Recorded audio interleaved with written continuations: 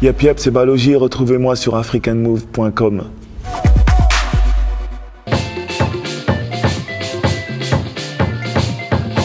Avant on disait Kid Ordine. C'est passé de façon super décousue, parce qu'en fait j'avais déjà prévu le EP il y a déjà près de 2 ans, sauf que ça a mis beaucoup de temps pour sortir. Et on a essayé de trouver un ensemble qui pouvait être représentatif de mon travail, entre des sons qui font référence à des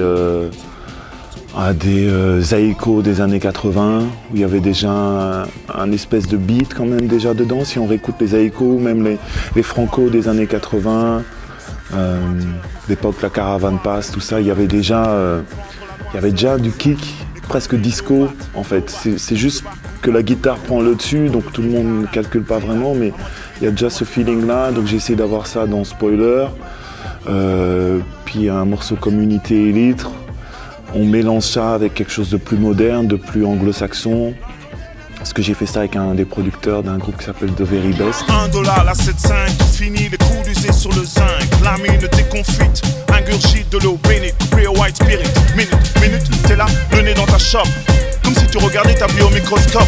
Entre le mortier et le pilon, qu'importe le flacon, l'ivresse c'est dans le houblon. Puis j'ai un morceau comme Capture avec, qui est produit avec Olubenga, qui est nigérian, et avec la collaboration de Petite Noire, qui est un chanteur d'origine congolaise mais qui vit en Afrique du Sud et qui est plus influencé par la musique new wave ou rock que la musique congolaise. Et sur le même titre, j'ai une chanteuse de gospel de l'église, vraiment la chanteuse du lieu de culte traditionnel de Kinshasa. Et je trouvais que c'est bien. En fait, je fais partie des gens qui ne veulent pas choisir en fait. J'aime tellement de choses et je veux pas choisir.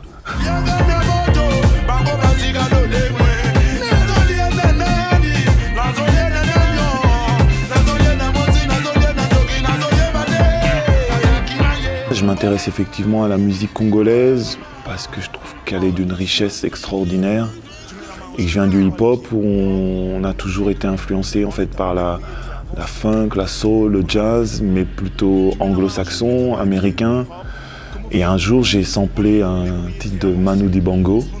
En m'intéressant à la carrière de Manu Dibango, je me suis rendu compte qu'il était venu au Congo, qu'il avait influencé les Congolais à mettre de la batterie dans leur musique, remplacer les percussions par la batterie. Et donc, je suis revenu à la musique congolaise et je me suis dit qu'il y avait autant de richesse dans la musique de Taboulé Rochoro qu'il y en a dans celle de Curtis Mayfield. C'est juste qu'en fait, on parle juste des Américains et que pour les Européens, dès que c'est une influence africaine, c'est de la musique du tiers-monde. Retour sur investissement, chantier revêtement, c'est clairement de l'asservissement, avertissement sans frais. C'est à l'alcool mauvais.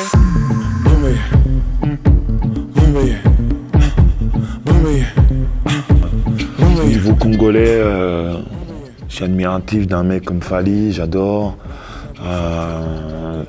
Puis je suis un enfant de Taboulé Rochoro, vu que c'était le musicien héros de mon père, Tchala Moana, tous ces gens comme ça, les Docteurs Nico, vraiment toute cette génération-là, les Zaïkos, que je redécouvre encore maintenant beaucoup, les Zaïkos. Puis j'aime beaucoup les Fela, j'aime beaucoup. J'aime bien des gens comme Wizkid. Il y a plein d'artistes quoi. Puis j'aime bien même toute la scène rap en Côte d'Ivoire. Je pense qu'il se passe un vrai truc. Les mecs au Burkina Faso, je pense. Il y a une très très grosse scène quoi. Il y a beaucoup de gens intéressants.